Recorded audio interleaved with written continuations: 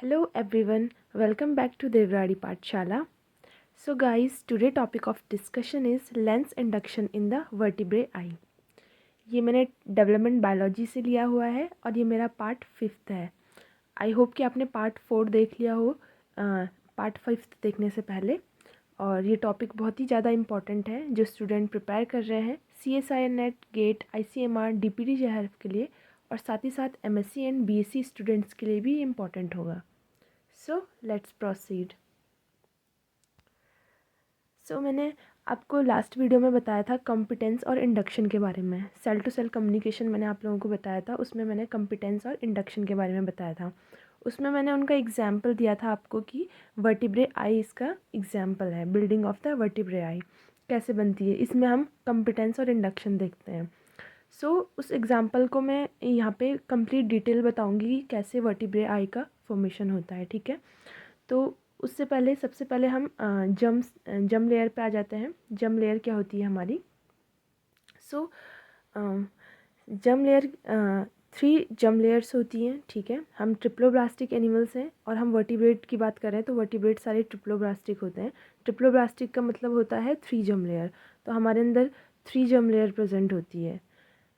3 जम लेयर कौन सी होती है? सबसे आउटर होती है एक्टोडम, फिर बीच में होती है मीजोडम, एंड देन होती है हमारी एंडोडम. राइट.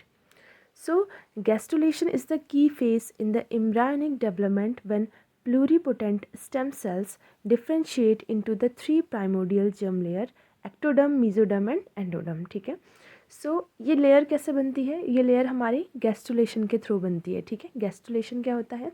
एक मूवमेंट होता है सेल्स का. जब एम्ब्रायोनिक डेवलपमेंट में मूवमेंट होता है सेल्स का, जब प्लूरीपोटेंट सेल्स क्या स्टेम सेल्स क्या होती है, डिफ्रेंशिएट होती है, और वो फिर जाके क्या बनाती है? 3 प्राइमोडियल जर्म लेयर्स बनाती है हमारी ectoderm, mesoderm and एंडोडम. Pluripotent stem cells मैं आपको लास्ट वीडियो में बता चुकी हूँ कि क्या होती हैं. स्टेम सेल्स वाला टॉपिक में मैं आपको ये ऑलरेडी पढ़ा चुकी हूँ. राइट. फिर जो हमारी एक्टोडम होती है वो गिव राइज करती है स्किन को एंड नर्वस सिस्टम को हमारी बनाती है. ब्रेन, राइट, ब्रेन और स्किन आउटर लेयर जो है वो एक्टोडम बनाती है. जो हमारी मीजोडम होती है वो स्पेसिफाई करती है development of several cell types such as bones, muscles, connective tissue. ये सब हमारा क्या करता है? मीजोडम बनाता है. ठीक है, वैसे ही जो सेल्स होती है हमारी एंडोडम की, वो lining of digestive and respiratory system को बनाती है. ठीक है, गट वगैरह हम कह सकते हैं, ये वो फॉर्म करती है. And form organ such as liver and pancreas का भी फॉर्मेशन करती है. ठीक है, ये फिगर के थ्रू मैं आपको समझाती हूँ कैसे होती है. ये हमारी एम्ब्रायोनिक स्टेज है और ये ब्लास्टुला का फॉर्मेशन हो रखा है, यानी अंदर ब्लास्टोसील्स प्रेजेंट है. ठीक है, जब ब्लास्टुला से फिर गैस्ट्रुलेशन में आता है. ठीक है, यहाँ पे गैस्ट्रुला बना है, यानी यहाँ पे मूवमेंट होता है सेल्स का. तो गैस्ट्रुलेशन में क्या होता है? मूवमेंट, सेल का मूवमेंट होने की वजह से हमारी 3 जर्म लेयर बनती है. एक होती है मीजोडम, एक होती है एक्टोडम और एक होती है एंडोडम. ठीक है, जो सबसे आउटर लेयर होती है वो एक्टोडम होती है. इससे मैंने बताया था आपको कि ब्रेन एंड स्किन हमारा बनता है. ठीक है, नर्वस सिस्टम और स्किन, और साथ ही साथ इसी से हमारा क्या बनता है? लेंस का फॉर्मेशन भी होता है. यानी वर्टिब्रे की जो आई का डेवलपमेंट होता है और उसका लेंस जो फॉर्म होता है वो एक्टोडम से होता है. ठीक है, तो ये बात याद रखना कि एक्टोडम से हमारा क्या होता है? आई लेंस का फॉर्मेशन होता है. राइट. नेक्स्ट हम बात करते हैं. यहाँ पे मैंने डायग्राम दिया हुआ है और इस डायग्राम से हम समझ सकते हैं vertebrae I made from ectoderm. जो मैंने आपको अभी बताया इंपॉर्टेंट पॉइंट है. वर्टिब्रे आई किससे बनती है? हमारी एक्टोडम से ही है. ठीक है, और यहाँ पे इंड्यूसर और रिस्पॉन्डर. इंड्यूसर मैंने आपको ऑलरेडी लास्ट क्लास में बता दिया था कि इंड्यूसर क्या होती है. जो सेल्स जो है वो दूसरे सेल को सिग्नल देती है, कुछ सिग्नल देती है जिससे कि वो इंड्यूस हो जाती है. ठीक है, और वो जो सेल इंड्यूस होती है उसे हम क्या बोलते हैं? Responder cell. जो इंड्यूस होती है उसे हम रिस्पॉन्डर सेल बोलते हैं, और जो सेल इंड्यूस कराती है उसे हम क्या बोलते हैं? इंड्यूसर बोलते हैं. ठीक है, ये मैं ऑलरेडी आपको लास्ट क्लास में बता चुकी हूँ. अगर आप लोगों ने नहीं देखी है तो आप पहले उसे देख लें. फिर जो इंड्यूसर होती है, यहाँ पे अगर हम इंड्यूसर की बात करें तो इंड्यूसर कौन होती है? Optic vesicle. ठीक है, ऑप्टिक वेसिकल हमारी इंड्यूसर होती है. और जो रिस्पॉन्डर होती है, जो रिस्पॉन्ड करती है जो सेल, वो हमारी क्या होती है? हेड एक्टोडम या सरफेस एक्टोडम या लेंस प्लेकॉइड. ये तीनों नाम जो है वो एक ही के हैं, ठीक है, इसलिए मैंने आपको तीनों नाम मेंशन कर दिए, क्योंकि एग्ज़ाम में आपसे कोई भी नाम पूछेगा तो आपको ध्यान रहेगा, ठीक है। तो इंड्यूसर कौन होती है? ऑप्टिक वेसिकल, ठीक है। ये डायग्राम मैंने गिलबर्ट से लिया हुआ है, ये बहुत ही ईजी डायग्राम है, मैं आपको समझाती हूँ। ऑप्टिक वेसिकल कौन सी है हमारी, और हेड एक्टोडम कौन सा है, ठीक है। जो ये ऊपर का पोर्शन दिख रहा है आपको, ये ऊपर का यहाँ तक का, वो हमारा क्या है? हेड है, ठीक है। और ये नीचे क्या है? हमारा ट्रंक है, यानी टेल एक्टोडम है, राइट। ये हेड एक्टोडम है। जो ये आउटर लेयर है ये हमारी हेड एक्टोडम की है, ठीक है। और जो ये अंदर की लेयर है ये है लेंस हमारा, ठीक है। ये ऑप्टिक वेसिकल है, ठीक है। ये हमारा है ऑप्टिक वेसिकल, ठीक है। ये अंदर वाला हमारा ऑप्टिक वेसिकल है, और ये बाहर वाला हमारा क्या है? हेड एक्टोडम है, राइट। सो क्या होता है जब नॉर्मल की केस की बात करूँगी मैं सबसे पहले। नॉर्मल में क्या होता है? Normal induction of lens by optic vesicle. Normally क्या होती है, जो ऑप्टिक वेसिकल होती है ना, वो हमारी हेड एक्टोडम में प्रेजेंट होती है। कहाँ होती है? ये हमारा हेड दिख रहा है, और ये पूरा हमारा एक्टोडम की लेयर है। ये पूरी लेयर हमारी किसकी है? एक्टोडम की है। बस ये टेल एक्टोडम है, यानी ट्रंक एक्टोडम है, और ये हेड एक्टोडम है, ठीक है। तो नॉर्मली क्या होता है, जब हमारा जो ऑप्टिक वेसिकल है वो हेड एक्टोडम में प्रेजेंट होता है, और वो ऑप्टिक वेसिकल क्या करता है? इंड्यूसर का काम करता है, ठीक है। वो इंड्यूस करता है किसको? हेड एक्टोडम को, ठीक है। हेड एक्टोडम को इंड्यूस करता है, और हेड एक्टोडम क्या करता है? उसके अगेंस्ट रिस्पॉन्स करता है, ठीक है। यानी कि इंड्यूसर जो ऑप्टिक वेसिकल है वो कुछ सिग्नल भेजता होगा, ठीक है। अभी हम पढ़ेंगे आगे कि कौन से सिग्नल भेज। सो आप लोग ये फिगर में देख सकते हो कि यहीं पे हमारा ऑप्टिक वेसिकल है, और यहीं पे हमारा क्या है? हेड एक्टोडम है, ठीक है। और ये क्या कर रहा है? ऑप्टिक वेसिकल क्या कर रहा है? हेड एक्टोडम को इंड्यूस कर रहा है, यानी उसको कुछ सिग्नल भेज रहा है, और हेड एक्टोडम क्या करेगा? उसके अगेंस्ट रिस्पॉन्स करेगा, और उसकी वजह से क्या होगा? हमारा आई लेंस का फॉर्मेशन होगा, ठीक है। नेक्स्ट हमारा यहाँ पे डिफरेंट एक्सपेरिमेंट दिए हुए हैं। ये पहला नॉर्मल केस था, ठीक है। दूसरा है, अगर हम क्या करें, हम ऑप्टिक वेसिकल को प्लेस कर दें कहाँ पे? ट्रंक एक्टोडम में। ये भी एक्टोडम है, लेकिन कौन सा है? ट्रंक एक्टोडम है, टेल एक्टोडम है जिसे हम कह सकते हैं, ठीक है। तो हमने यहाँ पे जो है वो क्या करा? ऑप्टिक वेसिकल को प्लेस करा। तो हमने चेक किया कि ऑप्टिक वेसिकल क्या ट्रंक एक्टोडम को भी इंड्यूस कर सकता है या नहीं। तो एक्सपेरिमेंट के थ्रू पता चला कि नहीं, जो ऑप्टिक वेसिकल है वो क्या नहीं कर सकती? ट्रंक एक्टोडम को कि नहीं, इंड्यूस नहीं कर सकती, ठीक है। सो ट्रंक एक्टोडम ने कोई रिस्पॉन्ड नहीं दिखाया अगेंस्ट ऑप्टिक वेसिकल के, ठीक है। थर्ड एक्सपेरिमेंट में क्या किया?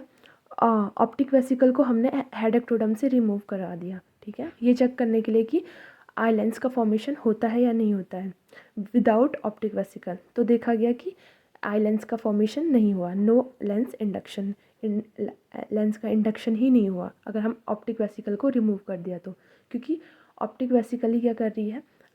इंड्यूस कर रही है आई लेंस के फॉर्मेशन को। वही जो है इंड्यूस एज ए इंड्यूसर काम कर रही है फॉर हेड एक्टोडम के लिए, और उसी को रिमूव कर देंगे तो हमारा आई लेंस का फॉर्मेशन नहीं होगा। नेक्स्ट फोर्थ एक्सपेरिमेंट है कि हमने क्या किया? Tissue other than optic vesicle is implanted. हमने क्या करा? ऑप्टिक वेसिकल को रिमूव तो कर दिया, और उसकी जगह कोई और टिश्यू जो है यहाँ पे, अदर टिश्यू जो है ग्राफ्ट कर दिया, इम्प्लांट कर दिया यहाँ पे।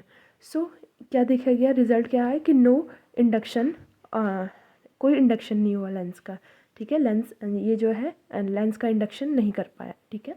सो ओनली किस केस में हमारा लेंस इंडक्शन हुआ? जबकि नॉर्मल केस था, जब हमारा ऑप्टिक वेसिकल जो है वो हेड एक्टोडम में प्रेजेंट था, और उसने क्या किया? हेड एक्टोडम को इंड्यूस करा, ठीक है। आई होप आप लोगों को समझ में आया होगा। The head ectoderm is the only reason capable of responding the optic vesicle, ठीक है। सो इस एक्सपेरिमेंट के थ्रू भी हमें पता चल रहा है कि सिर्फ हेड एक्टोडम ही ऐसा रीज़न है जहाँ जो कि ऑप्टिक वेसिकल के अगेंस्ट क्या कर सकता है? रिस्पॉन्ड कर सकता है। अदरवाइज टेल एक्टोडम में भी क्या था? कोई लेंस आई लेंस का इंडक्शन नहीं हुआ, ठीक है। ओनली किस में हुआ? हेड एक्टोडम में होगा, ठीक है, टेल एक्टोडम में नहीं होगा। If an optic vesicle from Xenopus laevis, ये एक्सपेरिमेंट किस में किया गया है? फ्रॉग में किया गया है, जीनोपस लेविस में। If an optic vesicle from a Xenopus laevis embryo is placed underneath head ectoderm in a different part of the head from where the frog's optic vesicle normally occur, the vesicle will induce that ectoderm to form tissue lens, trunk ectoderm however will not respond to optic vesicle. ठीक है, तो ये वही वाली बात करी गई है कि अगर हम नॉर्मली प्लेस करेंगे तो नॉर्मली जहाँ पे ऑप्टिक वेसिकल को हेड एक्टोडर्म में प्लेस करेंगे तो वहाँ पे क्या होगा, हमें लेंस का इंडक्शन दिखाई देगा। ठीक है, वहीं अगर हमने टेल एक्टोडर्म में किया तो हमें क्या होगा, कोई रिस्पॉन्ड नहीं मिलेगा। ठीक है, टेल एक्टोडर्म में कोई रिस्पॉन्ड नहीं मिलेगा। सो ये बात याद रखना, सिर्फ हेड एक्टोडर्म ही रिस्पॉन्ड करेगा against optic vesicle. Optic vesicle हमारा इंड्यूसर है एंड हेड एक्टोडर्म हमारा रिस्पॉन्डर है। हेड एक्टोडर्म का ही नाम सरफेस एक्टोडर्म है और लेंस प्लेकॉइड है, ये भी आपको बात ध्यान रखनी है। ठीक है, नेक्स्ट हमारी बात करते हैं, यहाँ पे कुछ इंपॉर्टेंट पॉइंट्स हैं। अब वो सिग्नलिंग हम पढ़ेंगे कि कौन कौन से सिग्नलिंग मॉलिक्यूल जो है वो रिलीज़ करता है ऑप्टिक वेसिकल। ठीक है, so the optic vesicle secrete 2 paracrine factors. 2 paracrine factors वो सिक्रीट करता है। पहला क्या है, BMP4। BMP4 क्या है, एक प्रोटीन है। BMP4 is a protein that received by the lens cell and induce the production of Sox transcription factor. ठीक है, सो सबसे पहला प्रोटीन जो हम कह सकते हैं ट्रांसक्रिप्शन फैक्टर। ठीक है, ट्रांसक्रिप्शन फैक्टर या पैराक्राइन फैक्टर हम कह सकते हैं। तो पैराक्राइन फैक्टर वो सबसे पहला कौन सा रिलीज़ करता है, BMP4 रिलीज़ करता है। ठीक है, और ये BMP4 क्या करता है, ये BMP4 जो है लेंस रिसीव करता है सेल और ये इंड्यूस करता है किसका प्रोडक्शन, सॉक्स ट्रांसक्रिप्शन फैक्टर का। ठीक है, इंपॉर्टेंट पॉइंट है, ध्यान रखना। The other is FGF8। Other जो पैराक्राइन फैक्टर है वो हमारा क्या है, FGF8। ठीक है, secreted signals that induce the appearance of the LMAF transcription factor. ठीक है, सो ये कौन से ट्रांसक्रिप्शन फैक्टर को इंड्यूस करता है, ये करता है LMAF ट्रांसक्रिप्शन फैक्टर। ठीक है, सो हमने दो चीज़ें पढ़ी, एक तो BMP4 और एक FGF8। तो ऑप्टिकल वेसिकल क्वेश्चन आएगा कि कौन से 2 पैराक्राइन फैक्टर रिलीज़ करता है, तो BMP4 एंड FGF8। BMP का काम क्या है कि इंड्यूस करना है production of Sox transcription factor का। ठीक है, और FGF8 का काम क्या है, ताकि वो इंड्यूस कर सके LMAF ट्रांसक्रिप्शन फैक्टर को। ठीक है, अब हम हेड एक्टोडर्म के बारे में बात करते हैं। The head ectoderm cell produce Pax paired box 6 PAX6 transcription factor. ठीक है, सो जब हमारा जब ऑप्टिक वेसिकल ये सब रिलीज़ कर रहा होता है, क्योंकि हमारा ऑप्टिक वेसिकल क्या है, एक इंड्यूसर है। ठीक है, और हमारा हेड एक्टोडर्म क्या है, एक रिसीवर है, रिस्पॉन्डर है, जिसे रिस्पॉन्ड करना है। तो रिस्पॉन्ड करने की एबिलिटी हमने पढ़ा था कॉम्पिटेंस को। ठीक है, the ability to respond to a particular signal, उसे हम कॉम्पिटेंस बोलते हैं। ठीक है, ये मैंने आपको लास्ट क्लास में बताया था। So the head ectoderm cell express paired box 6 PAX6 transcription factor. So ये PAX6 ट्रांसक्रिप्शन फैक्टर क्या है, ये इस हेड एक्टोडर्म का जो सिग्नल भेजा है ना, उसके थ्रू रिस्पॉन्ड करने के लिए जो कॉम्पिटेंस फैक्टर है वो ये PAX6 दिखाता है। ठीक है, मानो ये हमारी ऑप्टिक वेसिकल है। ठीक है, इसने BMP4 और FGF8 का प्रोडक्शन किया, जिससे कि अदर प्रोटीन्स का ट्रांसक्रिप्शन हुआ, सॉक्स ट्रांसक्रिप्शन फैक्टर बने, LMAF ट्रांसक्रिप्शन फैक्टर बने। ठीक है, इसे इंड्यूस करने के लिए। तो हमारा जो हेड एक्टोडर्म है, जो हेड एक्टोडर्म सेल है, उसने रिसीव किया होगा कुछ प्रोटीन। तो जो हमारे ऑप्टिक वेसिकल ने जो हमारे प्रोटीन ट्रांसक्रिप्शन फैक्टर कुछ रिलीज़ किए होंगे, तो हमारे जो हेड एक्टोडर्म है उसने कुछ रिलीज़ किया होगा। तो जब उसने ये रिसीव किया तो इसके अगेंस्ट रिस्पॉन्ड करने के लिए उसने क्या रिलीज़ किया, PAX6 ट्रांसक्रिप्शन फैक्टर। तो हमारे हेड एक्टोडर्म ने क्या किया, PAX6 ट्रांसक्रिप्शन फैक्टर को रिलीज़ किया। ठीक है, और ये क्या शो कर रहा है, कॉम्पिटेंस। ये क्या दिखा रहा है, अपनी कॉम्पिटेंस दिखा रहा है। ठीक है, सो PAX6 यहाँ पे ये एक इम्पॉर्टेंट पॉइंट है, PAX6 is important in providing competence for the ectoderm to respond the inducer. ठीक है, जो इंड्यूसर है यानी ऑप्टिक वेसिकल है, उसको रिस्पॉन्ड करने के लिए उसने क्या दिखाया, PAX6 ट्रांसक्रिप्शन फैक्टर। ठीक है, the importance of PAX6 is a competence factor protein transcription factor. जो हमारा PAX6 है वो कॉम्पिटेंस फैक्टर भी हम उसे बोलते हैं, प्रोटीन भी है और एक ट्रांसक्रिप्शन फैक्टर भी है। ठीक है, तो ये इंपॉर्टेंट है, ये एग्ज़ाम में कई बार क्वेश्चंस आ चुका है, तो इस बात को आप ध्यान रखना। ठीक है, नेक्स्ट चलते हैं। PAX6 and SOX2 responsible for Lenz differentiation. Lens का डिफ्रेंशिएशन के लिए कौन रिस्पॉन्सिबल है, हमारा PAX6 एंड SOX2। SOX2 किसने रिलीज़ किया था, BMP4 ने इंड्यूस किया था SOX2 का एक्सप्रेशन यहाँ पे हमने पढ़ा था, ठीक है। The combination of PAX6, SOX2 and LMAF, इन तीनों का combination in the ectoderm is needed for the production of lens and activation of lens specific gene such as delta crystalline gene, ठीक है। तो डेल्टा क्रिस्टलाइन जीन के expression के लिए यानी उसके एक्टिवेशन के लिए किसका कॉम्बिनेशन ज़रूरी है? PAX6, SOX2, LMAF का, ठीक है। और वो कहाँ? वो भी एक्टोडर्म में, ठीक है, हेड एक्टोडर्म में, ये इंपॉर्टेंट है, ठीक है। तो हमारे डेल्टा क्रिस्टलाइन जीन का एक्टिवेशन कौन करवाता है? PAX6, SOX2 and LMAF factor, ठीक है। ये पॉइंट भी इंपॉर्टेंट है, आपको ध्यान रखना है। ये क्वेश्चंस ऑलरेडी एग्जाम्स में पूछे जा चुके हैं, ठीक है। सो आपको सारे पॉइंट्स को ध्यान में रखना है, ठीक है। आई होप आप लोगों को समझ में आया होगा। नेक्स्ट हम चलते हैं म्यूटेशन केसेस में, ठीक है। ये रैट के एम्ब्रायो में म्यूटेशन केसेस चेक किए गए थे, ठीक है। सो जनरली मैंने आपको बताया कि हमारा ऑप्टिक वेसिकल क्या है? एक इंड्यूसर का काम करता है, ठीक है, जो कि कुछ इंड्यूसिंग सिग्नल भेजता है। वो सिग्नल क्या है? BMP4 एंड FGF8, ठीक है। और जो हमारा सरफेस एक्टोडर्म, जिसे हम सरफेस एक्टोडर्म भी बोलते हैं, हेड एक्टोडर्म भी बोलते हैं और लेंस प्लेसॉइड भी बोलते हैं, वो क्या करता था? वो रिसीव करता था सिग्नल और उसके थ्रू क्या करता था? अपना रिस्पॉन्ड करता था, ठीक है। रिस्पॉन्डेड सेल है और वो उसके थ्रू रिस्पॉन्ड करने के लिए क्या दिखाता था? कॉम्पिटेंस दिखाता था। और वो कॉम्पिटेंस फैक्टर क्या था? हमारा PAX6। तो PAX6 किस कौन रिलीज़ करता है? हमारा सरफेस एक्टोडर्म या हेड एक्टोडर्म, ठीक है। अब क्या होता है, जब नॉर्मल केस था, जब हमने क्या किया? रैट लिया, रैट 1, रैट 2। पहले क्या किया? एक वाइल्ड टाइप का रैट लिया, ठीक है। वाइल्ड टाइप का रैट लिया यानी नॉर्मल टाइप का रैट लिया, जिसका कि ऑप्टिकल वेसिकल क्या था? नॉर्मल था, ठीक है। फिर दूसरा रैट लिया, उसका सरफेस एक्टोडर्म भी नॉर्मल था, वाइल्ड टाइप था, नॉर्मल था, ठीक है। तो लेंस का इंडक्शन होगा, ऑब्वियस सी बात है, होगा, क्योंकि दोनों क्या है? नॉर्मल रैट है, ठीक है। नेक्स्ट क्या किया गया? रैट का, ये इम्ब्रायो की बात की जा रही है, ठीक है। सो नेक्स्ट है ऑप्टिक रैट का इम्ब्रायो लिया हमने पहला, उसमें लिया हमने ऑप्टिक वेसिकल में PAX6 म्यूटेंट। कौन सा? ऑप्टिक वेसिकल तो ठीक है, लेकिन ऑप्टिक वेसिकल में क्या कर दिया गया है? PAX6 को म्यूटेंट कर दिया गया है, ठीक है। PAX6 माइनस है यहाँ पे, ठीक है। माइनस का मतलब होता है म्यूटेशन, ठीक है। और सरफेस एक्टोडर्म को हमने वाइल्ड टाइप रखा। तो PAX6 को यहाँ पे ऑप्टिक वेसिकल में तो म्यूटेंट कर दिया, और सरफेस एक्टोडर्म में जो है वो नॉर्मल है सब कुछ, वहाँ पे PAX6 को म्यूटेंट नहीं किया गया, वहाँ पे वो नॉर्मल है। तो हमारे लेंस का इंडक्शन होगा, बिल्कुल होगा, क्योंकि PAX6 जो है हमारा क्या ऑप्टिक वेसिकल में उसका कोई काम नहीं है, ठीक है। अगर हम PAX6 को ऑप्टिक वेसिकल में म्यूटेंट कर भी देते हैं तो उससे कोई फ़र्क नहीं पड़ेगा। क्यों? क्योंकि PAX6 हमारा कौन रिलीज़ करेगा? हमारा सरफेस एक्टोडर्म रिलीज़ करेगा, ठीक है। तो सरफेस एक्टोडर्म जब ऑलरेडी PAX6 रिलीज़ करेगा तो यहाँ पे म्यूटेंट करने से कोई फ़ायदा नहीं है, ठीक है। तो हमारा आई लेंस का इंडक्शन होगा, ठीक है। नेक्स्ट हमने क्या किया?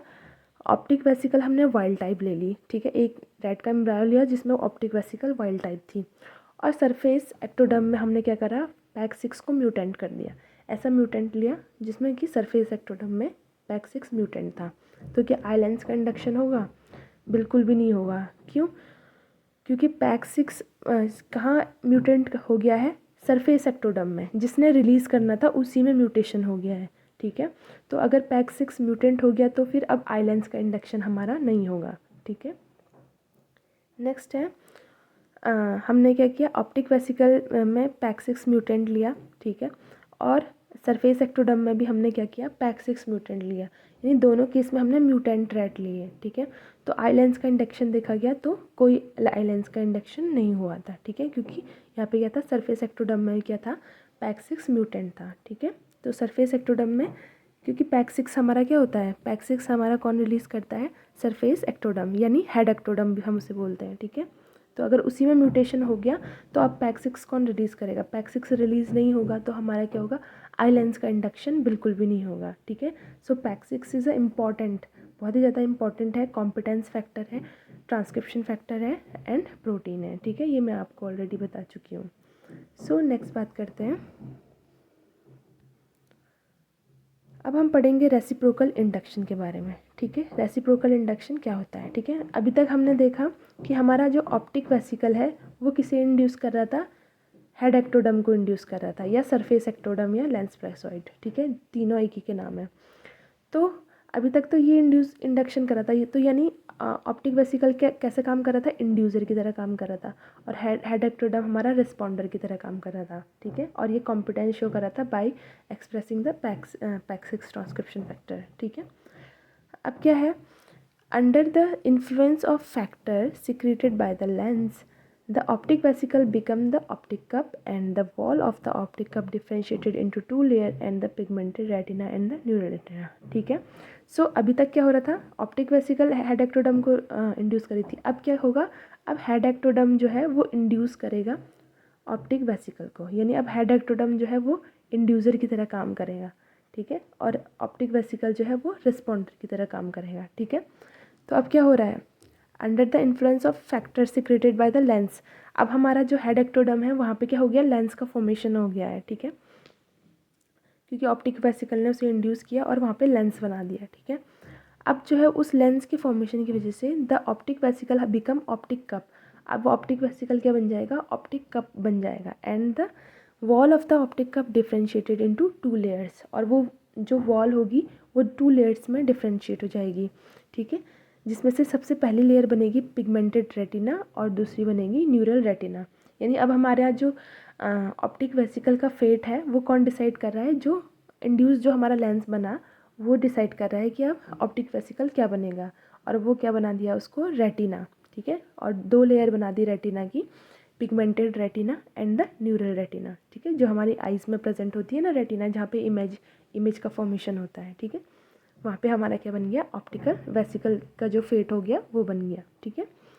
यहाँ पे आप फिगर भी देख सकते हो, ये फिगर थोड़ा सा अगर आप लोगों को क्लियर नहीं होगा तो ये हमारा नॉर्मल जो मैंने आपको बताया था जब आई लेंस का इंडक्शन होता है ए वाले फिगर में, तो ये क्या है, हमारा लेंस प्लेसॉइड है, यानी हेड एक्टोडर्म है, ठीक है, हेड एक्टोडर्म या सरफेस एक्टोडर्म। सो ये क्या करता है, यहाँ पे ये हमारा हो गया ऑप्टिक वेसिकल, जो ये वाला है हमारा वो हो गया ऑप्टिक वेसिकल, ठीक है। और यहाँ पे क्या हुआ, ऑप्टिक वेसिकल ने क्या किया, इंड्यूस किया पहले तो हेड एक्टोडर्म को, ठीक है, इंड्यूसर की तरह काम किया, तो इसने इंड्यूस किया तो हेड एक्टोडर्म ने क्या बना दिया, लेंस बना दिया, हेड एक्टोडर्म यहाँ पे क्या बन गया, लेंस का फॉर्मेशन कर रहा है, ठीक है, यहाँ पे ये कंप्लीट लेंस वेसिकल बन गया, ठीक है। अब क्या होता है, जैसे ही ये लेंस बना तो अब इसने क्या करना शुरू कर दिया, अब इसने ऑप्टिक जो ऑप्टिक वेसिकल है इसको जो है इंड्यूस करना शुरू कर दिया, अब इसने इसको बोलना शुरू कर दिया कि क्या बनो, अब तुम क्या बनो, रेटिना बनना शुरू हो जाओ, तो अब इसने इसको इंस्ट्रक्शन देने शुरू कर दिए, ठीक है। तो इसी को हम क्या बोलते हैं, रेसिप्रोकल इंडक्शन। पहले तो ऑप्टिक वेसिकल इस हेड एक्टोडर्म को इंड्यूस कर रही थी, बट अब हेड एक्टोडर्म जो है हमारा ऑप्टिक वेसिकल को इंड्यूस कर रहा है, और अब यहाँ पे क्या हो गया, रेटिना का फॉर्मेशन हो गया, ठीक है। और किसकी वजह से हुआ है, लेंस की वजह से। अब जो हेड एक्टोडर्म का फेट क्या था, वो लेंस बन गया है, अब लेंस ने क्या किया, ऑप्टिक वेसिकल को इंड्यूस किया और उससे क्या बनवाया, रेटिना का फॉर्मेशन किया, ठीक है। सो आई होप आप लोगों को मेरा वीडियो समझ में आया होगा। अगर आप लोगों को कोई भी डाउट है तो आप मेरे कमेंट सेक्शन में बता सकते हो। सो वीडियो पसंद आया होगा तो इसे लाइक ज़रूर करें, शेयर करें अपने दोस्तों के साथ, एंड प्लीज़ सब्सक्राइब देवराड़ी पाठशाला। Thank you so much.